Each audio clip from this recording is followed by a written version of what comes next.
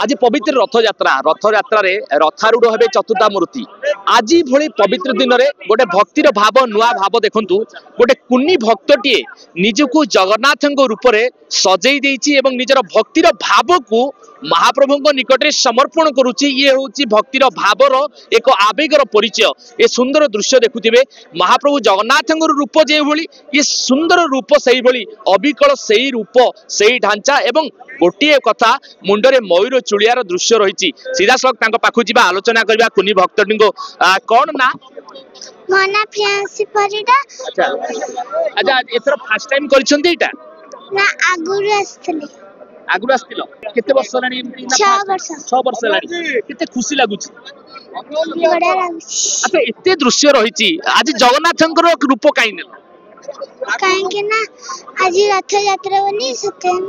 अच्छा एते सुंदर रूप एते भल लागुची तुमको जगन्नाथ भलिया देखा जाउछ केते खुशी लागुची तुमको बड़ा लागुची भल लागुची।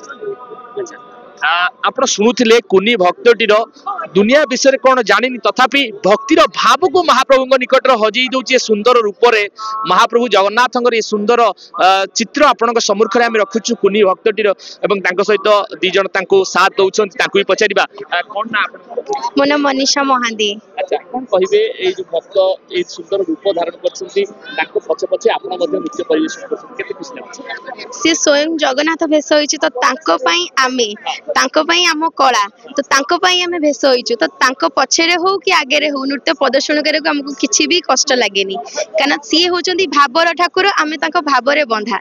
जेतेबेले निजर भक्ति को भगवान को निकट रे समर्पण करूछंती तांको देखि खुशी लागे बहुत खुशी लागे कांद भी लगे जे हमें कितने पाखरे हमें तांको मते अनुभव भी तांको पाखरे अछि मते बहुत खुशी लागे। आपण सुनुथिले भक्तटीर भावर आवेग केवली भाव रे नृत्य माध्यम रे भगवान पाखरे से निजर भाव को पहुंचाउछंती।